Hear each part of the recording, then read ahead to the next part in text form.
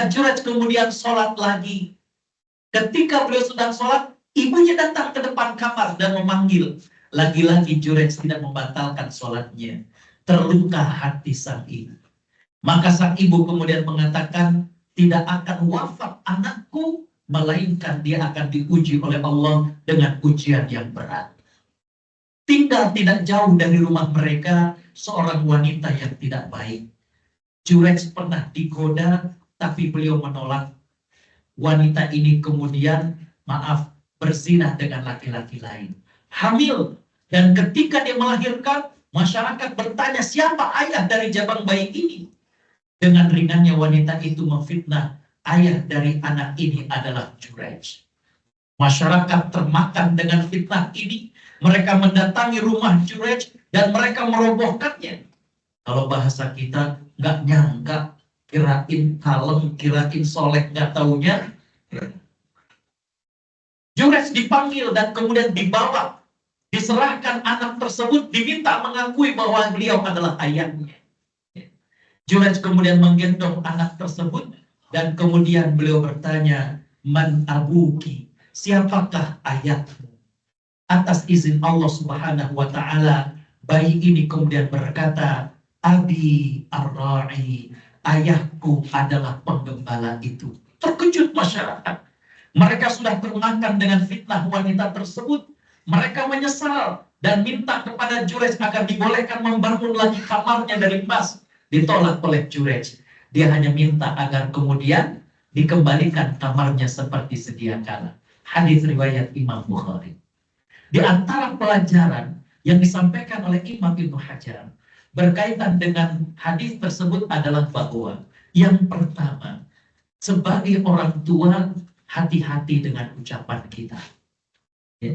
Ibunya Jurayj walaupun sakit hati, ya, dia ternyata sempat mengucapkan, anakku tidak akan wafat sebelum diuji oleh Allah Subhanahu wa Ta'ala. Maka sebagai orang tua, hati-hati dengan ucapan kita. Jadikan obrolan kita itu obrolan-obrolan yang berkualitas. Ya.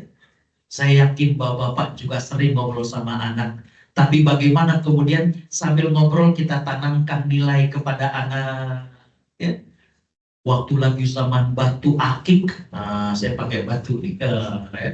Jangan sampai orang tua, ayah ketemu sama anak, coba ambil senter dari, tembus, baca nih baca. Bapak Ibu kalau rahmati, banyak yang bisa kita tanamkan kepada anak kita. Ya. Apakah bisa menanamkan akidah ketika anak kecil? Bisa. Saya pernah ke rumah seorang kawan di Jakarta. Waktu itu sore, anak-anak itu kan kalau habis sore itu habis dimandikan, disalin bajunya, kadang mukanya dikasih pupur, kasih bedak. Ya. Itu bapak-bapak yang dirahmati Allah. Ketika kami datang, secara spontan kita mengatakan, cantiknya, betul nggak? Ya.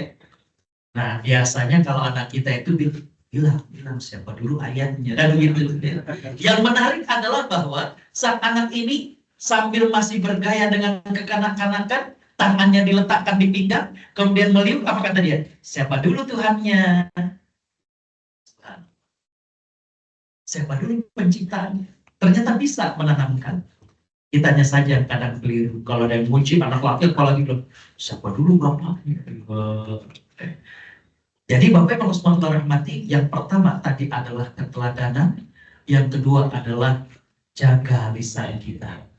Lisan kita ini tajam, bisa laksana doa. Ya. Bapak Ibu subhanahu rahmati.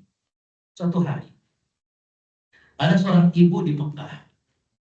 Beliau mengundang tetangganya untuk makan malam di rumah. Ibu-ibu kan tahu sendiri Bapak, kalau mengundang makan itu kan prepare-nya tuh luar biasa. Ya. Jadi dari pagi udah masak, sore masakan sudah siap, dia tinggal mau bersih-bersih. Tiba-tiba anaknya habis main dari luar, kemudian masuk dan sambil membawa pasir ditabur di makanan. Tapi ini ibu yang solihah. Sambil kesal dia mengatakan, Allahumma ja'alka imam al-haramain. Pergi kamu, mudah-mudahan jadi imam Masjidil Haram. Dan Allah jadikan Syekh Abdurrahman As-Sudaisi. Jadi kita kesal-kesal, benar-benar hafal Quran. Tapi jangan sambil begini. Bapak Ibu Allah SWT rahmati, apalagi bapak-bapak. Bagaimana kemudian doanya sangat-sangat mustajab. Ya. Jadi yang kedua adalah jaga berkaitan dengan ucapan kita. Ajak ngobrol. Ya. Dan berkaitan dengan ngobrol ini sesuaikan dengan usia anak. Anak usia 0 sampai 7 tahun dipuaskan dahaga psikologinya. Ya. Bagaimana dipeluk, bagaimana dicium. Ada beberapa anggota tubuh dari Fatimah radhiyallahu anha, Fatimah binti Muhammad SAW, yang biasanya dikecup dan dicium oleh Nabi SAW. Punggung tangan, ya. Kemudian pipi, dahi, dan ubun. Ya. Bapak Ibu, anak umur 0 sampai 7 itu dipuaskan dahaga psikologi. Dan Bapak Ibu rahmati, ya, kadang tidak masuk akal, tapi bagaimana Nabi SAW kemudian ikut dengan cara berpikir anak usia demikian. Ya. Nabi itu punya anak sambung. Jadi beliau itu menikah dengan seorang sahabat wanita dan sudah punya anak. Ya. Anaknya masih kecil, tapi sudah dipanggil dengan Abu Umair. Biasanya kalau pakai Abu ini kan sudah punya anak. Ya. Tapi ini memang sudah panggilannya. Dia punya mainan, itu kayak burung-burungan. Nabi SAW pulang dari luar dan kemudian mendapatkan anak tirinya lagi sedih dekat mainannya. Maka kemudian Nabi bertanya, "Ya Aba Umair, madza fa'alan Nughair?" Abu Umair, apa yang terjadi dengan mainanmu yang dipanggil dengan si Nughair? Hadis riwayat Imam Muslim. Bahwa hadis ini oleh orang-orang orientalis dikritisi. Ya. Orang-orang yang lidahnya itu lancang, mereka mengkritisi. Kenapa? Kata mereka, iseng banget. Nabi cuma mengatakan, "Hei Abu Umair, apa yang terjadi dengan mainanmu?" Itu sampai diriwayatkan kepada kita. Itu orang kalau hatinya buruk, lisannya juga jadi buruk. Akalnya juga jadi tumpul. Ya. Tapi kalau orang hatinya bersih, subhanallah. Ya. Saya nggak tahu ada waktu apa enggak. Cuma Imam Madzhab itu mereka memiliki keterkaitan satu dengan yang lain. Ya. Imam Syafi'i radhiyallahu anhu itu umur 7 tahun sudah hafal Quran. Dan kemudian kata Imam Atha bin Abi Rabah kepada ibunya, "Putra kamu ini punya kemampuan. Dan coba dia belajar fikih dari Imam Malik di Madinah." Bapak Ibu rahmati Allah, berangkatlah Imam Syafi'i ke Madinah. Murid Imam Malik itu banyak. Ketika Imam Syafi'i bilang, "Saya ingin belajar dari dirimu," kata Imam Malik, "Coba kau baca dulu kitabku yang berjudul Al-Muwatta." Kata Imam Syafi'i, "Jangankan baca, bahkan aku sudah hafal." Ya. Setelah belajar dari Imam Syafi'i, dari Imam Malik, Imam Syafi'i kemudian ke Yaman, karena ibunya orang Yaman dari daerah Azad. Di sini beliau kena kasus. Dituduh bersama dengan 8 orang lainnya melakukan yang namanya pemberontakan, maka dihukum mati. Cuma diekstradisi ke Baghdad. Khalifah saat itu khalifah yang adil, Khalifah Harun ar-Rasyid. Nah, Khalifah Harun ar-Rasyid dia punya penasehat agama yang bernama Muhammad bin Hasan Asy-Syaibani, satu dari 2 murid utama Imam Abu Hanifah. Kata Imam Muhammad bin Hasan Asy-Syaibani, jangan langsung kita hukum mati. Ya. Kita coba berdialog, satu demi satu diajak bincang. Ketika sampai kepada Imam Syafi'i, kata Imam Muhammad bin Hasan Asy-Syaibani, mereka ini bukan pemberontak. Bahkan yang terakhir, itu seorang alim, seorang ulama. Dibebaskan dia. Maka Imam Syafi'i kemudian belajar dari Imam Muhammad bin Hasan Asy-Syaibani. Makanya dalam bidang fikih, Imam Syafi'i dikenal sebagai orang yang mampu untuk menggabungkan antara madrasah ahli hadis di Madinah dan madrasah ahli roqi di Baghdad, yaitu dari Imam Abu Hanifah. Nah, di Baghdad ada anak muda pinter, rajin ngumpulin hadis. Beliaulah Imam Ahmad bin Hanbal. Imam Ahmad ini hormat kepada Imam Syafi'i. Bahkan Imam Ahmad menjadikan Imam Syafi'i satu dari 6 guru beliau yang selalu beliau sebutkan dalam doanya. Saya nggak tahu pulang dari kibar gathering ini antum sisipkan nama anak nggak dalam doa. Ya. Nah, setelah dari Baghdad Imam Syafi'i kemudian ke Mesir. Terjadi fitnah di Baghdad. Maka Imam Ahmad kemudian memanggil Imam Syafi'i untuk kemudian ke Baghdad, nginep di rumahnya. Subhanallah. Ya. Ketika sampai di rumah Imam Ahmad, diajak makan malam. Putri Imam Ahmad melihat, katanya lama, kok makannya banyak. Jadi pertanyaan putrinya Imam Ahmad. Ketika mau tidur, disediakan bejana untuk berwudu.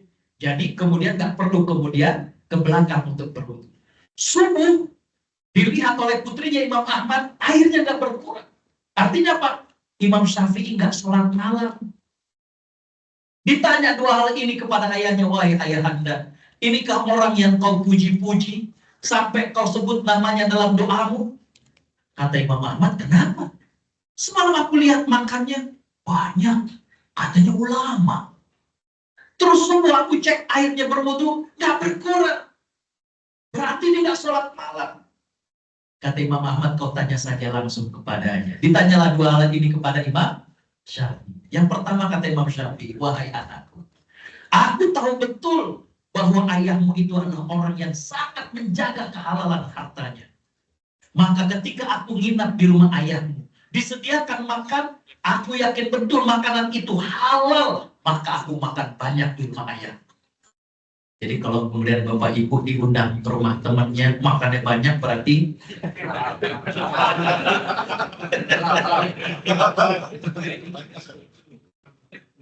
yang kedua kata Imam Syafi'i, betul, semalam aku nggak sempat sholat malam. Karena baru saja aku merebahkan badanku, aku teringat dengan hadis Nabi, yang mana beliau berkata kepada anak tirinya, apa tadi? Wahai Abu Umair, apa yang terjadi dengan mainanmu yang diberi nama dengan Nukhair? Aku merenung sampai 30 bab daripada ilmu yang aku dapatkan. Kalau orang fundamentalis bingung kenapa diriwayatkan. Tapi orang kalau hatinya bersih, dapat 30 bab ilmu dari itu. Coba kalau saya kasih waktu 1 menit, Bapak-bapak untuk pikirkan dari kalimat ya Abu Umair, mada fa'alan Nukhair, kira-kira apa maksudnya?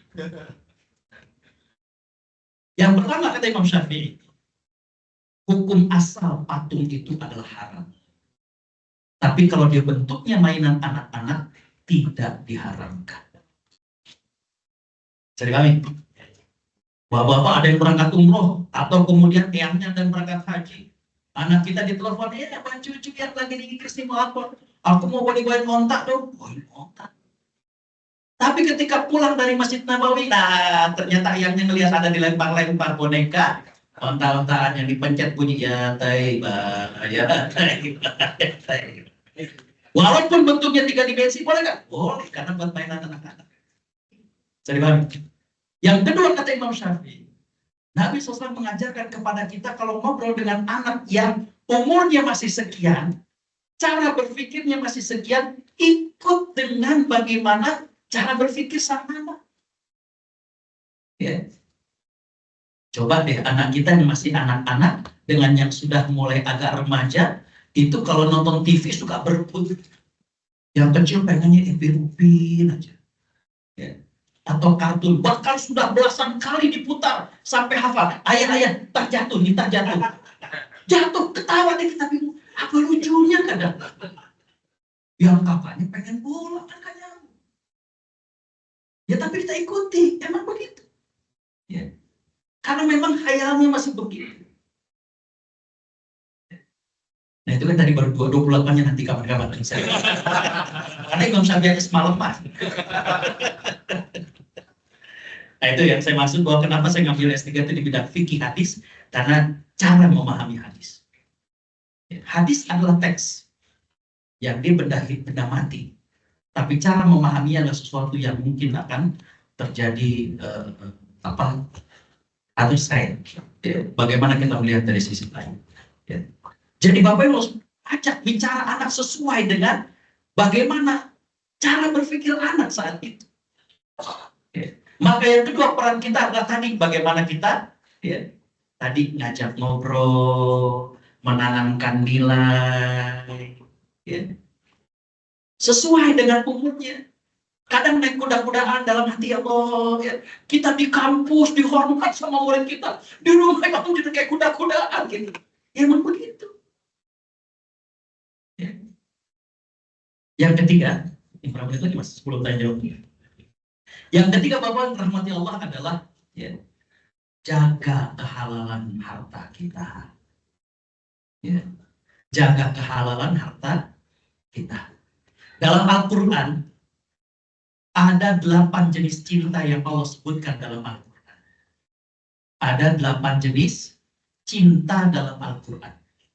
Yang Bapak-Bapak biasanya ketahui itu dalam surat Ar-Rum ayat 21, itu biasanya 2 jenis cinta, yaitu mawaddah dan rahmah. Mawaddah itu cinta yang menggebu.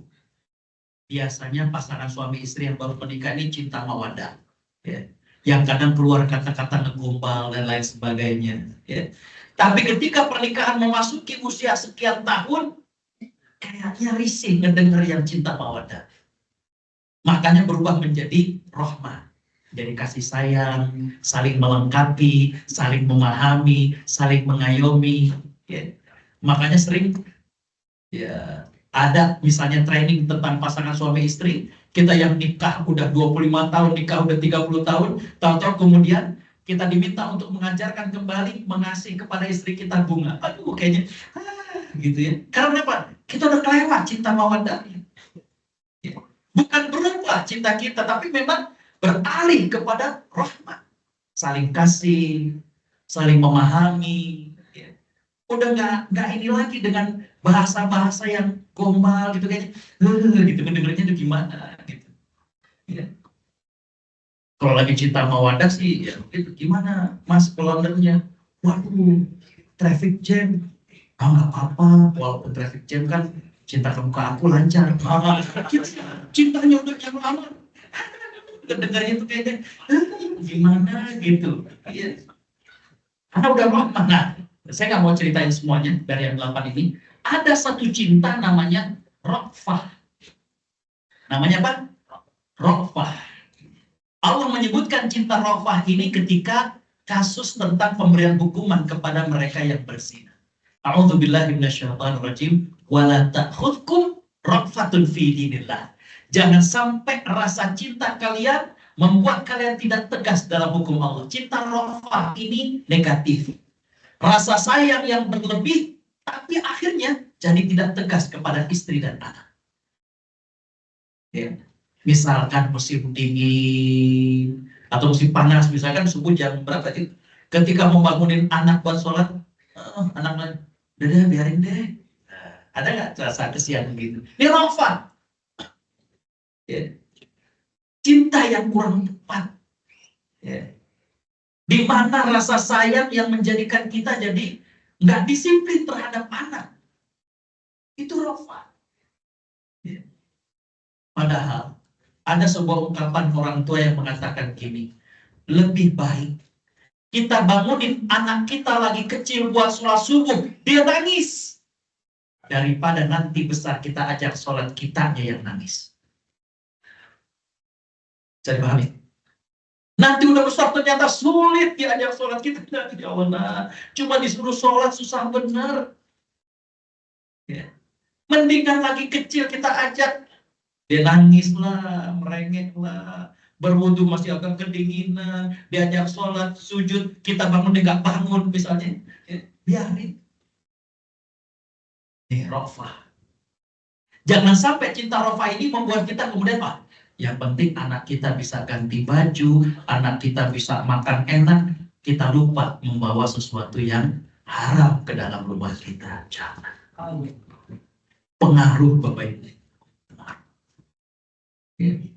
Coba kita lihat bagaimana kita saat ini, di antaranya adalah berkah orang tua kita menjaga kehalalan harta itu. Ya.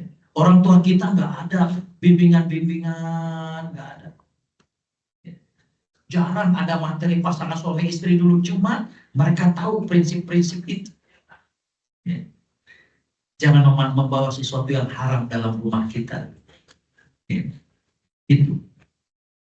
Yang terakhir, Bapak Ibu rahmati Allah, adalah bagaimana doa. Jangan sampai kita udah kedatangan, kalau nggak salah di UK ini pernah datang kayak ini Irwan, kemudian siapa, kemudian kita sudah merasa punya banyak bekal. Nah, kita sering-sering gelar sejadah, minta sama Allah Subhanahu. Kadang orang tua kita itu sederhana ilmunya Bapak Ibu. Cuma yang mereka tahu itu mereka malam sholat, doa, nyebutin anaknya. Ya. Jangan merasa kita udah baca buku parenting, kita udah baca buku tentang mendidik anak. Enggak. Tetap gelar sejadah, libatkan Allah Subhanahu wa Ta'ala. Ya. Libatkan Allah Subhanahu wa Ta'ala. Kemarin haji saya dipercaya untuk khutbah Arafah. Ya. Saya menceritakan apa yang dulu pernah didapat pada saat saya di Mesir. Jadi Bapak-bapak kan ingat bagaimana ibadah sa'i. Kita melakukan perjalanan dari Safa ke Marwah. Itu kan meneladani dari Bunda Hajar. Bagaimana Hajar itu kehausan, susu juga sudah tidak menetes. Anaknya Nabi Ismail kehausan. Maka beliau kemudian berlari dari kecil dari Safa ke Marwah sambil berharap dan berdoa kepada Allah agar diberikan rizki kepada mereka berdua. Setelah 7 kali, pada saat kemudian ya, Bunda Hajar kembali ke Nabi Ismail, namanya bayi Bapak Ibu, kalau nangis kan tangan dan kakinya ikut bergerak. Di kaki daripada Nabi Ismail kelihatan ada rembesan air. Maka kemudian Hajar mengatakan, Zam, Zam, yang artinya kumpul, kumpul. Jadi sumur Zam-Zam itu yang menemukan adalah Nabi Ismail. Tapi setelah Hajar berlari dari Safa ke Marwah sambil berdoa, guru kami ketika di Mesir itu mengatakan begini, nggak bisa saya lupakan. Apa kata beliau? Dari pelajaran tentang sa'i, kita dapatkan bahwa ternyata sumur Zam-Zam itu yang menemukan adalah Nabi Ismail. Tapi setelah Hajar berlari dari Safa ke Marwah, ini menjadi satu pelajaran buat kita. Di balik kesuksesan seorang anak, ada doa dan ikhtiar orang tua. Kita kayak begini, jangan lupa ada tangisan orang tua di waktu malam. Ada ikhtiar orang tua. Kadang orang tua kita sederhana, tidak berpendidikan tinggi, tapi bagaimana doa-doa mereka tulus, ikhtiar mereka. Tadi saya cerita dengan Mas siapa, saya ketika S1 ditanya sama orang tua, Gus, belum ambil jurusan apaan? Hadis, Pak. Oh, hadis. Ibu saya juga nanya, ketika ambil S2, ambil apa sekarang S2? Hadis, hadis lagi. Perasaan dulu lagi ibtidaiyah udah belajar hadis. Iya, Pak. Pas S3 ditanya lagi, nah sekarang lo ngambil apa di S3? Hadis juga. Ya Allah, memang gak habis-habis lo belajar hadis. Kadang orang tua kita sederhana. Ibu bapak saya sering bilang, di doa mah udah kelebihan dikasih sama Allah. Dulu doanya itu anak sekolah agama, biar kalau meninggal yang jadi imam itu anak gitu doang. Makanya itu yang membuat saya itu sampai sekarang itu diminta jadi imam di Australia, diminta jadi imam di Amerika. Itu pesan dari ibu saya cuma satu, tar kalau udah meninggal. Ya, karena beliau itu sangat trauma, almarhum ayah meninggal, saya sedang tidak ada di tanah air. Anak sekolah tinggi, ceramah kemana-mana, orang tua meninggal, yang imamin katanya orang lain. Sederhana orang tua kita, sederhana. Ya. Tapi banyak pesan-pesan mereka itu yang sangat luar biasa. Saya selesai FIFA di Malaysia, Universitas Islam Madinah buka cabang di Malaysia. Tadi saya cerita, ya, di daerah Shah Alam. Saya ngajar, ya. Gajinya karena cabang dari Saudi, gajinya pakai real dan lain sebagainya. Ya. Dapat 1 bulan, 2 bulan, ibu saya belum enggak. Dapat 5 bulan, dia nanya, aku sekarang apa kegiatannya? Dengan semangat saya bilang, ngajar, Mak. Kok ngajar lo? Kan dulu bilangnya mau belajar. Dengan semangat saya bilang, tapi gajinya pakai real. Begini. Beliau itu maaf, cuma S1, cuma SD. Jadi beliau cuma bilang, pulang loh. Emangnya Tuhan di Jakarta beda sama di Malaysia? Begitu doang beliau. Tapi ini pelajaran akidah Bapak Ibu. Akidah luar biasa. Ya. Malam saya diskusi sama istri, besokannya kita minta surat resign. Bulan depan pulang rombongan. Mobil belum sempat dijual, motor belum sempat dijual. Dan benar-benar yang namanya rezeki itu gak pernah ditolong. Ya, sekitar ini dulu. Terima kasih.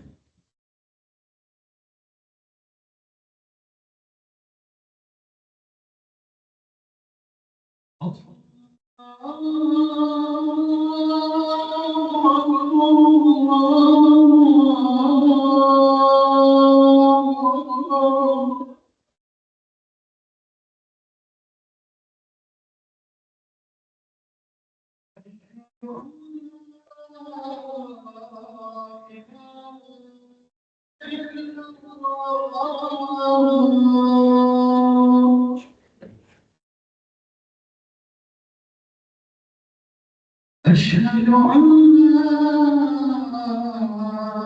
إله إلا الله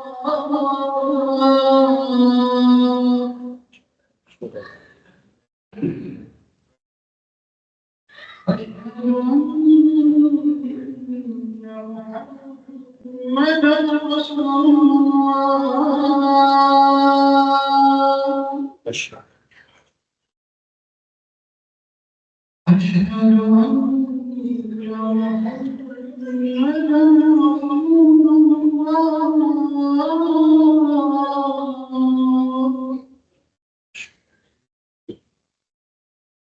حي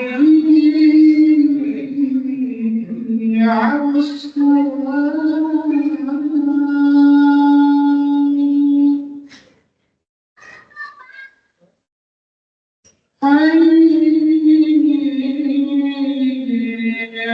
الصلاة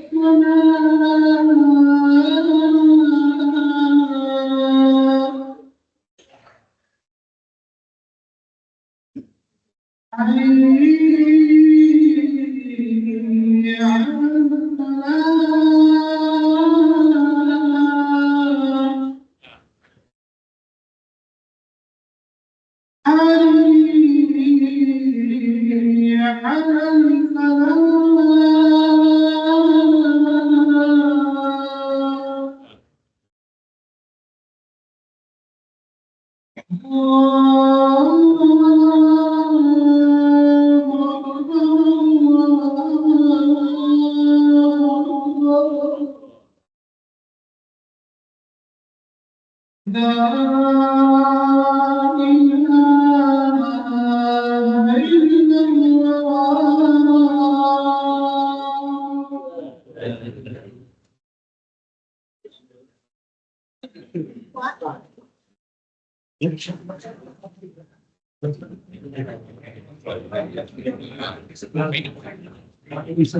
على الفلاح لا إله إلا Baik, Bapak-Bapak yang dimuliakan Allah Subhanahu wa taala. Jadi kembali bahwa ya tadi saya mengawali dengan dialog orang tua dengan anak dalam Al-Qur'an dan peranan ayah kepada anak. Kemudian ada beberapa hal yang perlu kita lakukan. Yang pertama adalah tadi kita jadi teladan, yang kedua jaga ucapan kita, yang ketiga jaga kehalalan harta kita, yang keempat kita jangan lupa untuk kemudian banyak gelar-gelar sejadah, doa kepada Allah Subhanahu wa taala, karena di balik keberhasilan anak itu ada doa dan ikhtiar dari orang tua. Ya. Itu mungkin diantaranya saya kembalikan Mas Tero untuk kemudian syariah. Jazakallah khairan. Assalamualaikum warahmatullahi wabarakatuh. Sekarang kita masuk ke sesi tanya jawab. Karena keterbatasan waktu, habis ini akan sholat asar. Kita batasi 3 pertanyaan dulu ya. Oke, dengan Bapak. Oke, ada 3 di sini berarti ya. Saya serahkan dulu Pak. Terima kasih Pak Saudara. Assalamualaikum warahmatullahi wabarakatuh. Terima kasih Pak Ustadz Agus, beliau salah satu Ustadz favorit. Saya diajak Pak kantor pusat Ustadz jenengan. Saya sering mengisi sangat Pak Fadil, suaranya enak banget didengar, apalagi jauh dulu kan sambil ngantuk-ngantuk, tapi nggak harus sambil mendengarkan. Terkait dengan ada dua pertanyaan singkat kalau diperkenankan terkait dengan adab kepada anak di dalam Islam. Apakah berbicara keras itu dalam arti misalkan berteriak misalkan, apakah memang tidak diperkenankan sama sekali dalam turunan Islam, atau misalkan diperkenankan kemudian batasannya seperti apa? Atau kemudian kalau bukan diperkenankan teriaknya semacam apa misalkan Ustaz? Mungkin itu yang pertama. Kemudian yang kedua terkait dengan ini, mohon koreksi kalau saya salah, terus ditenangkannya orang tua untuk memukul anak ketika memerintahkan anak sholat kemudian anak tidak mau. Nah ini bukan sebagai senjata, tapi teknisnya, ya, secara spesifik di bagian mana? Saya bertemu, tapi mohon lebih ditekankan di bagian mana kemudian yang saya tidak paham sekeras apa kita diperkenankan memukul itu. Apa cuma ini doang atau sampai kalau yang ukurannya berbeda, kalau yang itu kecil dengan yang tidak kecil tetap beda ukurannya. Itu Pak, bila singkat Ustaz, terima kasih.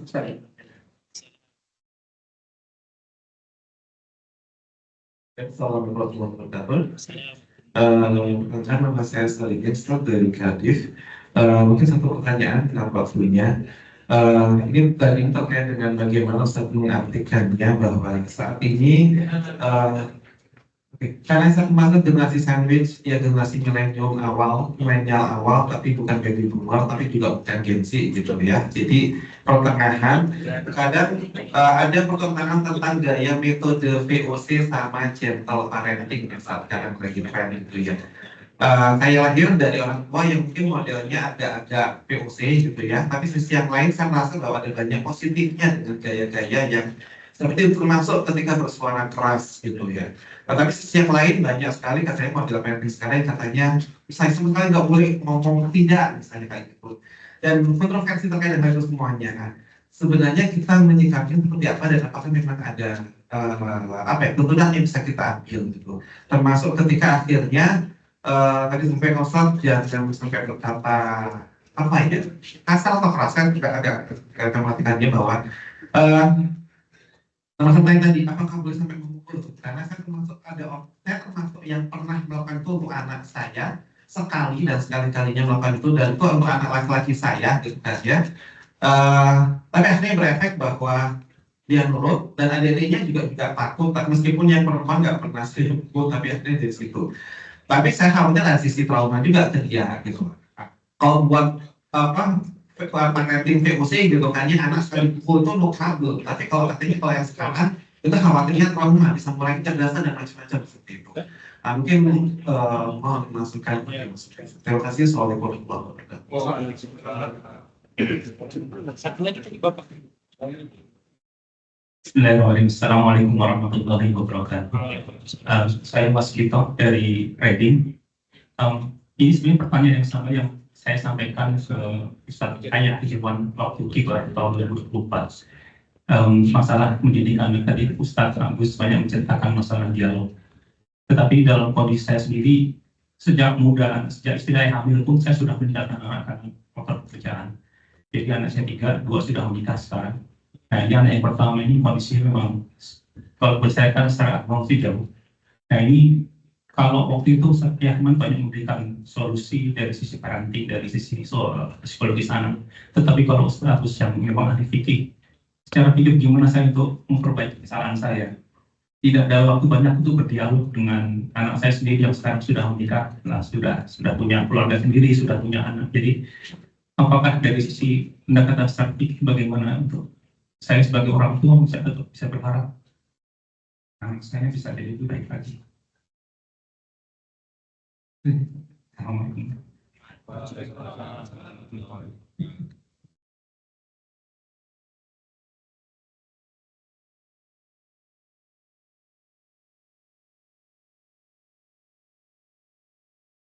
Baik Pak Ustadz, pertanyaan pertama tadi, apakah berbicara keras kepada anak itu diperkenankan dalam Islam dan batas nyata?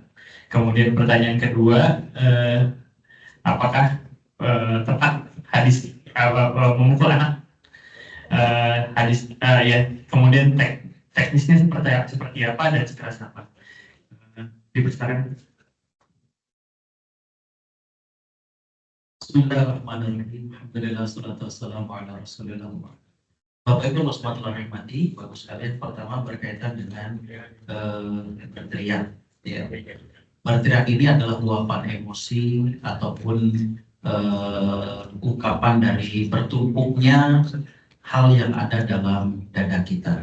Ya.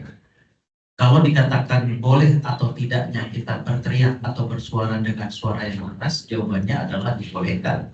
Ya. Tapi tentunya kadarnya sesuai dengan bagaimana keperluannya. Kalau kita lihat bahwa Nabi SAW ini dapat difahami beliau tidak suka itu oleh istri-istri Nabi SAW itu dari wajahnya, dari warna matanya, dan juga termasuk dari bagaimana panggilannya. Kalau beliau dalam keadaan tidak nyaman, beliau memanggil Aisyah itu dengan potongan namanya, dengan ya Aish. Tapi maknanya masih bagus. Wahai yang hidup.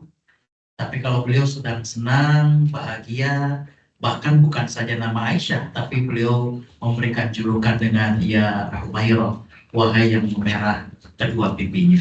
Tapi memerahnya alami, ya, bukan dipoles. Ya, gitu, ya. Jadi artinya bahwa ketika isyarat-isyarat bahasa kita kurang dipahami, tapi sesekali, karena kalau sudah keseringan maka anak juga tidak akan peka lagi dengan isyarat-isyarat yang kita tunjukkan. Kalau nada keras ini sering kita gunakan, jadi menjadi suatu hal yang biasa. Ya. Kalau kerasnya tentu tidak sampai kemudian scream, tidak sampai kemudian berteriak, ya. Tapi tentunya dengan suara yang intonasinya tidak seperti biasa. Mungkin pelan tapi dengan, nah ya, itu anak saja sudah. Ya.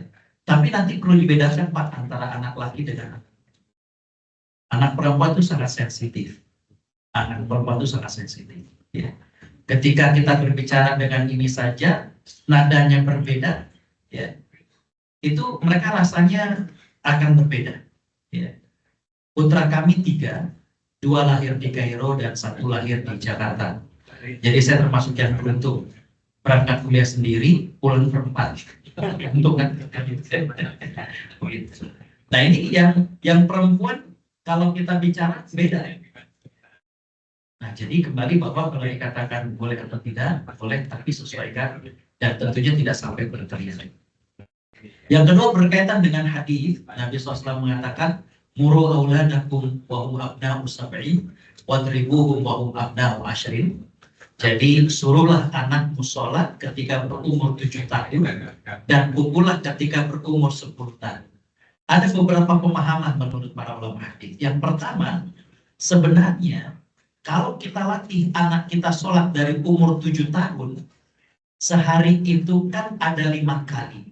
Seminggu 35 kali. Setahun berapa kali, maka insya Allah umur 10 itu mestinya sudah nggak perlu dipukul. Itu pemahaman yang pertama. Dan itu terbukti bahwa tidak ada Nabi SAW itu pernah memukul anaknya. Nggak pernah. Gitu. Tapi in case, ya, ini kan yang menarik Bapak Ibu rahmati Allah, Allah menceritakan para nabi terdahulu.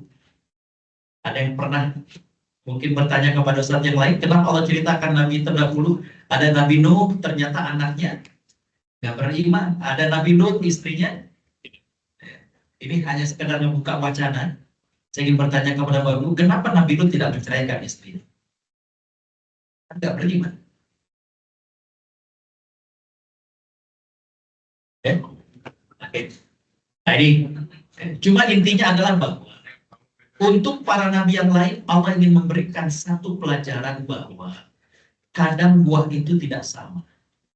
walaupun pohonnya satu. Jadi artinya ketika kemudian ada anak yang kita punya anak 4, 3, mungkin berbeda-beda penerimaannya. Tapi contoh yang paling utama Nabi Muhammad SAW, istri dan anaknya terima. Bisa dipahami? Ya. Nah, kembali bahwa untuk masalah memukul ini memang kita belum dapati bahwa Nabi SAW itu memukul anaknya. Kalaupun memang kemudian memukul, sempat kalau kita belajar dalam fikihnya dibolehkan itu adalah kepada istri, tapi itu bukan di wajah dan juga pukulannya itu tidak membekas. Ya. Jadi bukan di wajah dan kemudian adalah tidak membekas. Ya. Ke anak juga saya kira dianalogikan demikian, tapi memang sebaiknya tidak menggunakan hal tersebut. Ini langsung yang lain atau boleh? Yang kedua berkaitan dengan gaya parenting. Ya. Gaya parenting. Bapak Ibu Allah SWT